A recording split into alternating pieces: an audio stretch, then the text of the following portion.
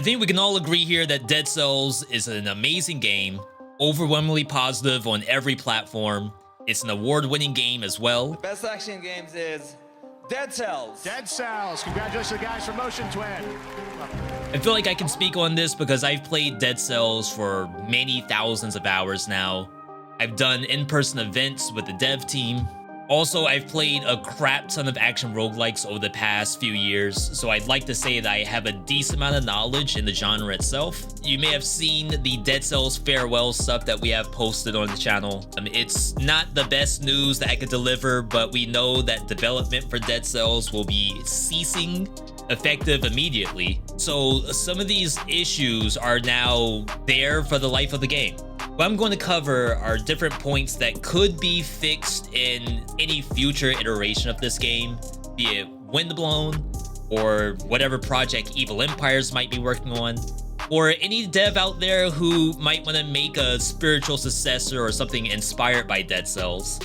These are hopefully issues to avoid, that way you can have a fantastic project based off of a very known and beloved game.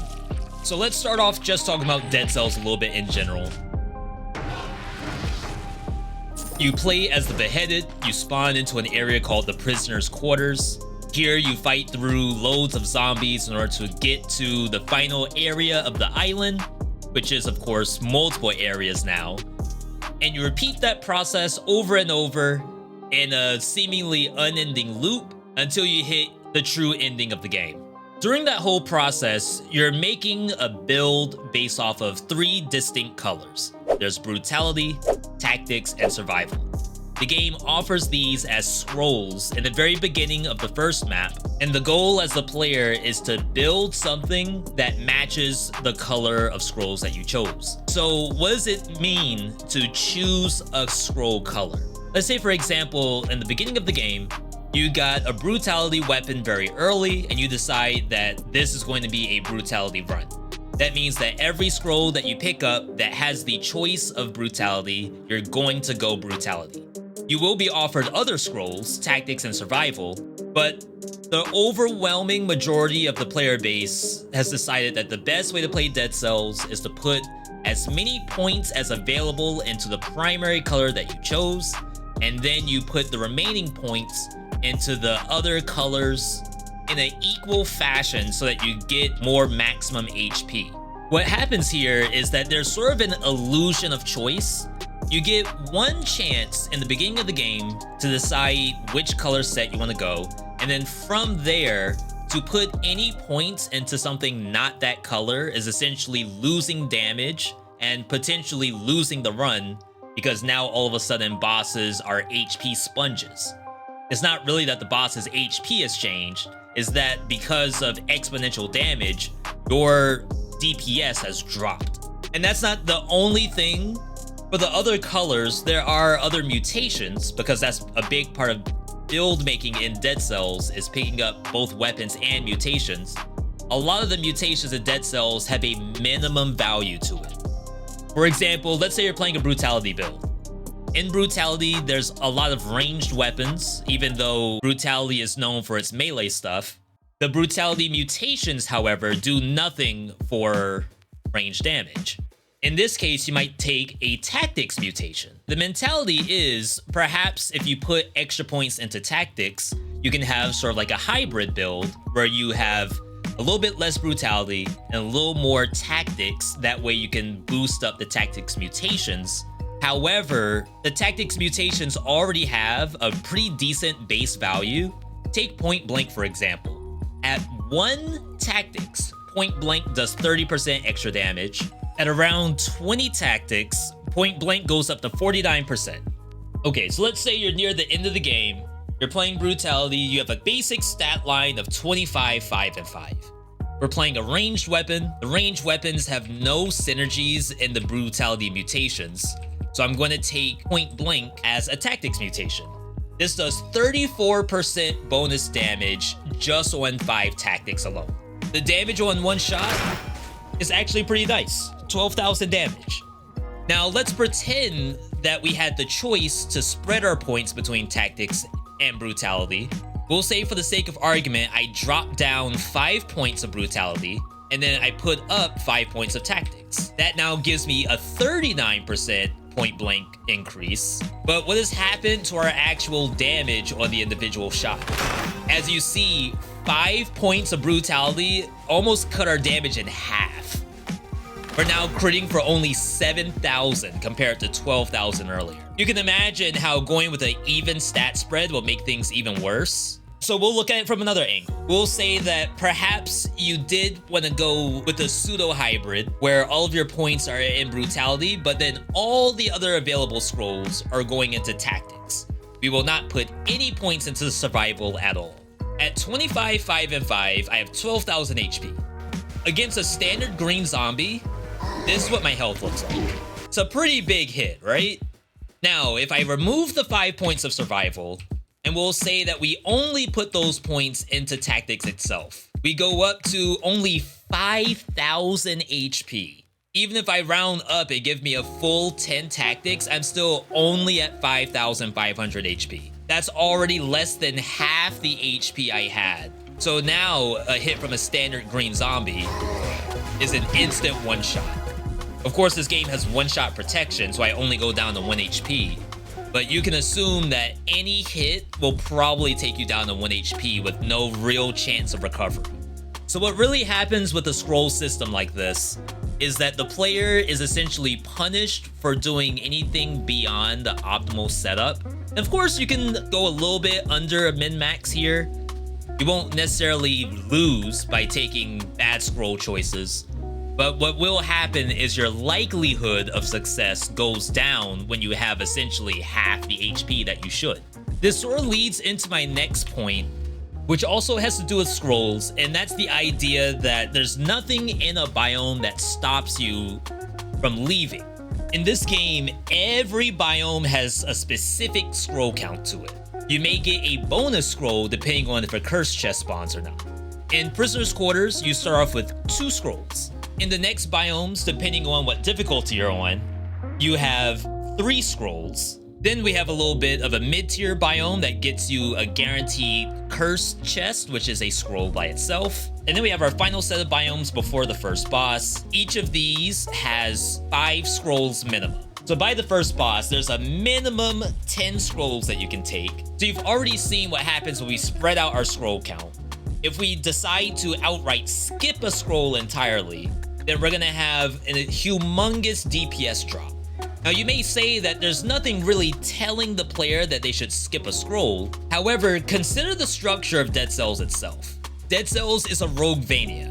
It has a randomly generated map with tile pieces that fit together that lead to specific exits. The expectation of the player is to platform their way from the beginning of the biome to the end, killing monsters along the way, and then powering themselves up at the same time. However, as I said, there's no breakpoints in 90% of the biomes in Dead Cells.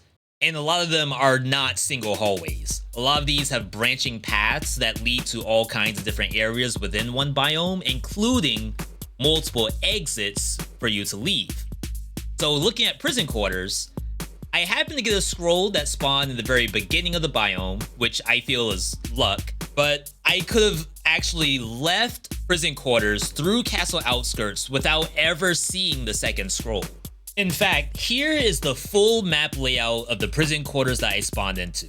We found the second scroll is actually right after Promenade, but if we didn't do this upper route, we have an exit to the right that leads to Dilapidated Arboretum. Scroll does not spawn. In fact, it never spawns on this route. And we have a route going to Toxic Sewers. The scroll can spawn before the Vine Rune, which is required to access Toxic Sewers. But in reality, you could have left at any point and not gotten this scroll over by Promenade. Now imagine how this looks on the next biome and the biome after that. As a new player, you may find yourself getting to the first boss with so many missing scrolls that you may think to yourself that the game is essentially unbalanced. The bosses are too tanky and you don't do enough damage. But in reality, there was nothing stopping you from leaving the biome prior without taking all the scrolls. In fact, you probably don't even know how many scrolls are supposed to spawn in one individual biome. I just looked it up on a wiki. There's nothing in-game that tells you that you hit the maximum number of scrolls in the map. So what happens here is that you're really incentivized to fully clear every biome. And there's nothing wrong with that. I personally do that myself when I play Dead Cells. Though I have a lot of hours in the game and I can use my time pretty efficiently, I do find myself fully revealing the map before I move on to the next area. Even if I already have all the scrolls. It's just good practice because secret things can spawn that make the run even better. I'd like to think that's the Metroidvania aspect of Dead Cells, is you're supposed to explore and be rewarded for exploring. However, not exploring is extremely punishing. This also leads into my next point, is that run length in Dead Cells is actually incredibly long for a lot of our other action roguelikes out there. I did a poll with my YouTube community. I want to know, how long would you say on average is your in-game timer for a normal run of Dead Cells? When I say normal, I mean no custom mode, no modding or anything special like that. Out of 2,000 votes, 60% of the respondents said that their runs are 51 minutes in-game timer. Now, that timer stops in a lot of instances. It stops in transition areas, it stops when you see a chest, it stops when you go into a shop. So, a run that runs for 1 hour, in reality might have been 1 hour and 30 minutes, depending on how much deliberation you do in these certain areas. And I get it, an extra 30 minutes sounds like a lot, but when you consider the biome map again, each individual biome has a guaranteed shop. In some cases, 2 shops, in some cases, 3 shops. If you spend even 1 minute in a shop, that could be actually walking up to the items, activating which shop you want, re-rolling individual items, and checking each item individually before you re-roll it. I think 1 minute is definitely lowballing it here, but let's just pretend it's 1 minute. So in one run, you have 6 minimum shops. In some cases, as I said, a map may have 3 shops by itself. So that's already 6 minutes on top of just 1 minute spent in one single shop in one single biome. I can guarantee you it's a lot longer than that. There's also chests that pause the timer. In the transition room itself, where you stop, you maybe change out some mutations, you may reroll your fixes, all of that time adds up. So I would say all of those 50-minute plus players are probably 1 hour and 30 minute real life time to go through each individual run of Dead Cells. And remember, this is a roguelike game, so when you die, you do start over. I'm not gonna say that that is something that should be gotten rid of. That is definitely a major selling point of the roguelike genre, is that each individual run matters, and you want to try to get the most out of it that you can. Personally, I can't say that the run length for me is too long. I'm a content creator, so the more I spend in a run, the better it is for me overall. But what I will say is that there is a player base out there who probably thinks that 1 hour 30 minutes to spend in one run where you could potentially die at the end is probably too long. Many of the most popular roguelikes don't even run for 30 minutes if you're lucky. Some are right around 30 minutes to 50 minutes. Of course, there are some roguelikes where you could play indefinitely if you really want to, and I do know that there's people who do that. But I definitely think that there is a conversation to be had about the runtime in Dead Cells and perhaps it being a little bit too long. Now, of course, you could make the runtime as short as you want, which goes into our next point, which is around skipping monsters. Now, as I said, you could run through a biome without being stopped and skip scrolls that you didn't even know were there until you reach the 4th boss cell, which is nightmare difficulty. There's very little punishment from skipping monsters. There's no experience in this game. Every monster gives you money, cells, and blueprints for each one that you kill. The cells, of course, are used to unlock the blueprints after you deliver them to the collector. A blueprint dropping from a monster is RNG. You can't really control which monster on the map is going to drop your blueprint, though there are some workarounds for that. Whenever I play Dead Cells, I personally fight every enemy that I come across because I find that to be the best viewer experience. And at the end of the biome, you get rewarded with a door based on your kill count.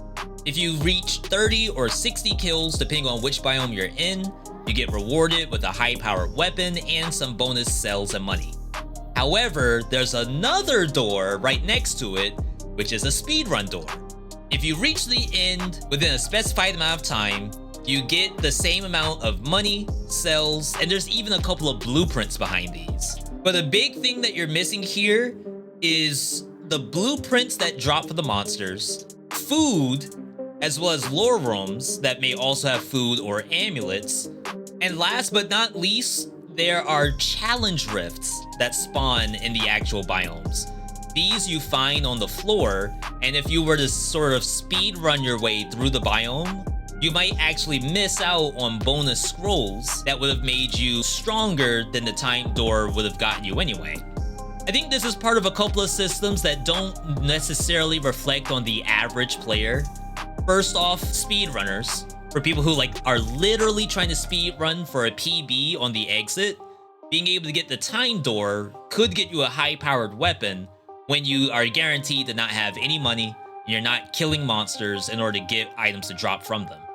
Then there's also some outdated patches where previously we were timed on getting to the next biome, and in that door was actually a scroll that would power us up.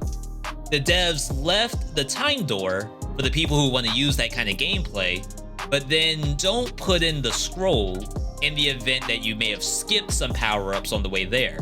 If you think about it, if you were to have a scroll that replaced the ones that you missed, then everyone would simply speedrun to the exit, because there's no incentive to full clear the map if you just get the scrolls anyway. I feel like the system is sort of at odds with the way how the game is supposed to be played. Maybe that's a personal opinion, and I wouldn't mind your feedback to know, are you consistently getting the time doors? And if you do you find yourself losing out on power, except for the event of an actual speedrun? Alright, so I talked a lot about running through biomes.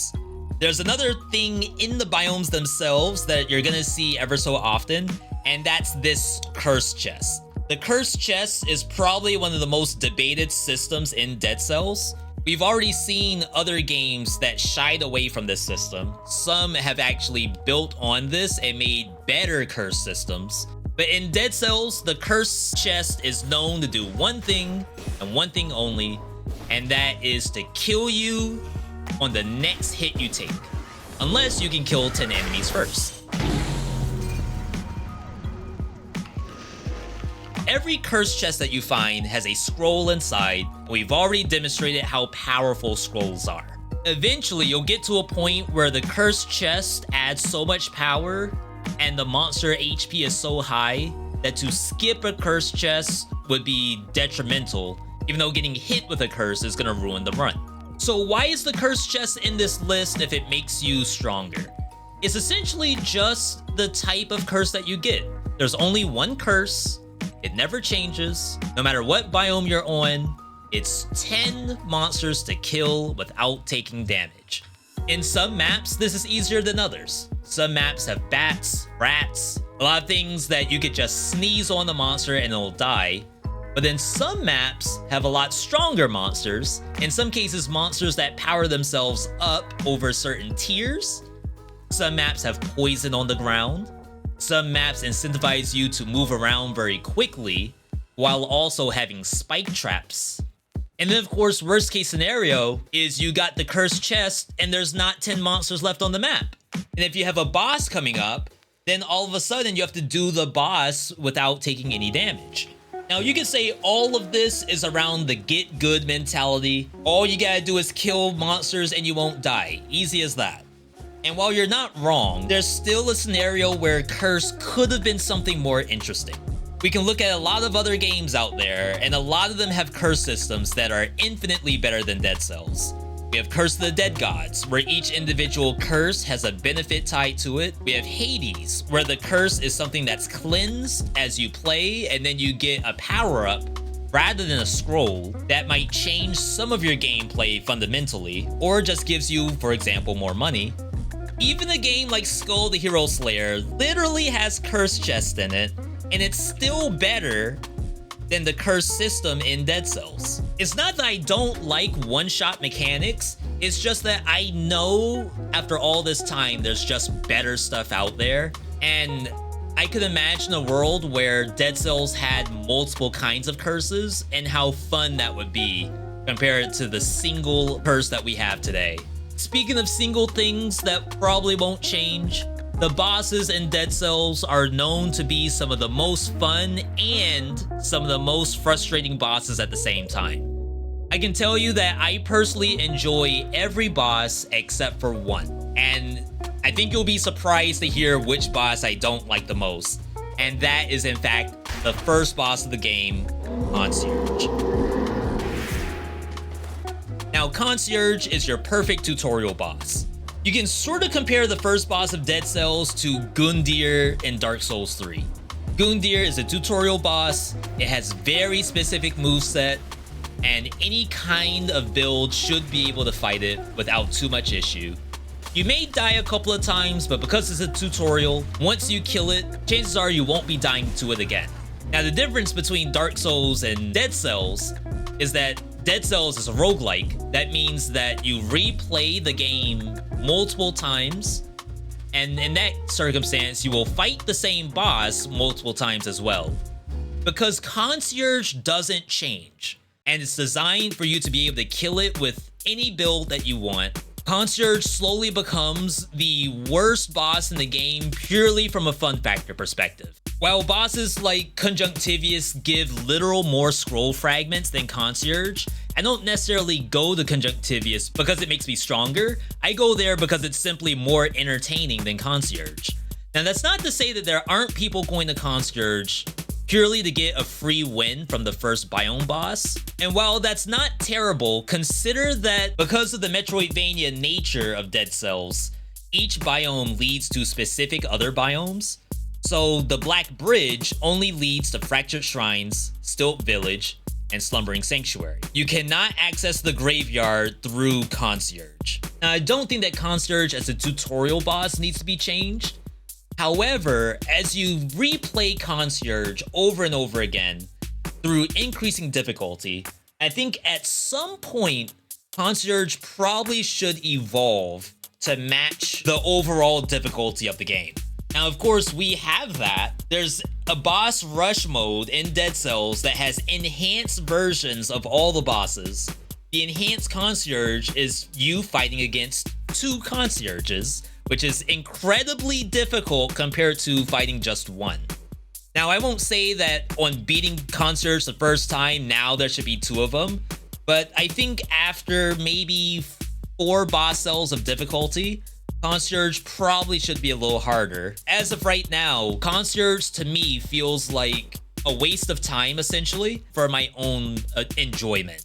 I'd rather go to any other boss purely to have more fun in the game and also get technically more scrolls out of it. The next point I want to bring up is about a little bit of Dead Cells combat. And I would say Dead Cells combat is probably the best part of Dead Cells. I don't think I've talked to anyone who's had Dead Cells in their hands, played a couple of runs with different items, and came out saying that the gameplay just wasn't right for them. Usually they have issues with other things, but the actual combat itself is typically the big selling point of Dead Cells. There's lots of different weapons to choose from. Some work well with others. A big kicker of that are the affixes on each individual weapon. Affixes usually fall under a couple of umbrellas. One of them is a status effect damage bonus. What that means is that if a monster has bleeding, poison, shock, stun, root, or freeze, or slow, they will take additional damage from that individual weapon. Another umbrella is that the item fires additional things. For example, it might fire an arrow going upward, forward, or backward. It may fire out a little grenade. It may leave a flaming trail across the ground, or it may leave a poison cloud. The third umbrella is raw damage. This could come in the form of 15% extra damage, 20% extra damage, 40% extra. And then finally, we get to the cool stuff, which are the legendaries. The legendaries have individual affixes to them, some of which are unique and only appear on a legendary. Some are very special and fundamentally change the weapon as a whole. All in all, the legendaries, incredible. We love those. On the flip side, there's things that I don't love. For example, launch a grenade. For example, move speed on kill. For example, generate a bubble around the character that only lasts for 0.3 seconds. Dead Cells has a lot of boring affixes. I think all of these are so low impact that maybe they shouldn't exist at all. Now, I'm not a game dev. However, as I said, a lot of roguelikes have evolved beyond this point and have come up with new ways to think about affixes that aren't limited to the small scope of the weaponry itself. For example, in Oblivion Override, an affix might add a new attack, or status effects might last a little bit longer than the standard version of the weapon. I think a lot of those fall under the legendary umbrella right now, but I think there is probably some level of difference between a normal affix and a legendary that's amazing that could have helped out on the more boring stuff. Let's use Scarecrow Sickles, for example. There's all kinds of things you could do to the sickles, but do they also fall under a legendary status? For example, you could change the direction of the sickles, perhaps not make the sickles rotate around you at all. It could be that maybe the sickles just fire out in a direction and don't rotate. I'm sure there's all kinds of things you could do tied to the duration of the skill, and that's part of an affix that could go on to many different kinds of weapons. My next issue is not tied to the gameplay at all, and that revolves around the story of Dead Cells. As you know, Dead Cells takes place on an island. The island is ravaged by the malaise. The malaise has residents turning into zombies, creatures turning into mutated versions of themselves, and the player itself stuck in an immortality loop as he finds a way to either cleanse the malaise or get himself off the island. We have a pretty cool cast of characters. There's the Timekeeper, who is in charge of resetting the loop. There's the Collector, who collects the cells from you, the player. There's a king.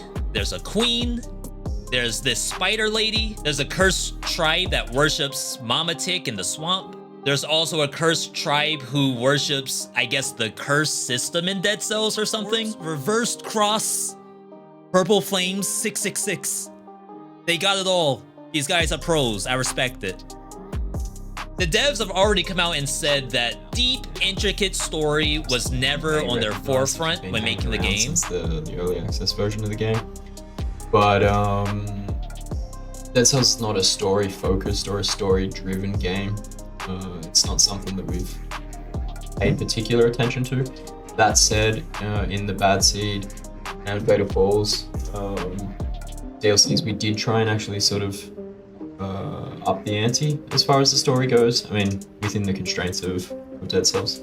They did worry about world building and having an environment that fits the island and the archetypes that they would expect the player to go through. Of course, if you want to get into real lore, such as where does the spider lady come from? Is there another biome that we're missing out on? What's going on with the Timekeeper? Why is she maintaining the loop? Does she work for anyone? Does she have anything to tell us? But there are so many things in Dead Cells that are going to be left open-ended due to the development stopping. And I could say for myself, I personally feel that we're not going to get closure on these. There's various NPCs that you find, especially as dead bodies as you go through the map. So I would wonder what else is there in regards to the residents of the island. When you battle against the queen, she has a decent amount of dialogue, but I feel like there's so much more to the backstory, especially when you consider what the king is doing. When you finally beat the queen, there's a boat that's coming to the island that has what looks to be monsters on it. Are the monsters from a different part of the island? Is this to say that the world outside the island is also cursed? And I can tell you, I'm not a lore guy. As much as I love things like Elden Ring and Hollow Knight, I personally do play those for their gameplay and not so much the story element. But knowing that Dead Cells is going to leave a lot of these themes wide open does make me feel some sort of way. And I do honestly feel bad for the people who are big into lore that won't ever see closure on these topics. And then, of course, my last point here, And this one, even though you might think of it as not a development issue, I can tell you it is fundamentally a dev issue, and that is modding options for Dead Cells. When you think about mods, you think about community, right? It's the modders that are out there doing this stuff in the kindness of their own heart to build up the community and build up the gameplay for a game that they love. Some of the most popular games out there right now, even ones that are Dead Cells adjacent, such as Terraria, Hollow Knight, even Risk of Rain 2, has mods where you can play as Goku or Sonic the Hedgehog, and someone has painstakingly put this together and it actually functions extremely well. This type of stuff is not really possible in Dead Cells. In Dead Cells, we have some cosmetics, but let's look at the most popular things on Dead Cells. We have get more cells. We have I removed the cooldown on attacks and made everything much faster. Play as Arknight Scotty, which I actually did. More cells, more blueprints. Basically, in Dead Cells, what you can do are cosmetic changes, musical changes. You can make edits to some of the weapons in the game. So in turn, you can kind of make a fake weapon out of existing stuff, and then you alter some of its moveset. But we don't have the mods that make games truly special outside of developer support, such as being able to make whole new areas, being able to make whole new monsters and whole new bosses. Things like Terraria Calamity does not exist in the world of Dead Cells. There are people who have tried, but the big issue with Dead Cells is that you can't make a full run of this stuff. Let's say, for example, you wanted Fog Randomizer. That's a very popular way to do a mod. It's where every biome is random and every monster inside could be random. However, in Dead Cells, you can't have a run that is built off of Dead Cells standard map transitions. In reality, you're only going to have prison quarters and then your custom designed game after that, which is probably a specific biome that's going to spawn with specific monster layout, specific monster drops. Is essentially a seeded run, which is definitely not what we want from a randomizer, but that's really all we have. There's nothing else that actually works from Dead Cells modding, and that's because the modding tools for that kind of functionality just does not exist, and probably will not exist for the future of this game, unless someone finds a way to reverse engineer Dead Cells, I guess, or make a fan version of the game. What you see right now is probably what's it in terms of what's possible in the game. Now, I will continue to play Dead Cells. The game's fantastic. It did stuff for my content creator career that I would have never thought possible. And I do feel grateful for the community I've built for Dead Cells. I'll also be looking forward to the projects coming from both Motion Twin and Evil Empire. But as we look to the future, let's use Dead Cells as an example to build off of, not only the positives, but also the negatives. As much as games love to copy other games, I'm not saying inspire, I mean straight up copy. If you were to copy Dead Cells, make sure you get the good stuff and not the bad stuff that I mentioned here. If you yourself love Dead Cells and you have some things that give you a little bit of the ick, leave a comment letting me know which things in Dead Cells are some of the worst parts for you. If there's a game that you know of that's doing very well system-wise, that may have evolved some of the concepts that we learned from Dead Cells, toss those in the comments too. If you want to see more, I have all kinds of Dead Cells vids up, like these two that are posted right here. Otherwise, subscribe to the channel for more action roguelikes. Like the vid if you enjoyed what you heard today, and I will catch you on the next video.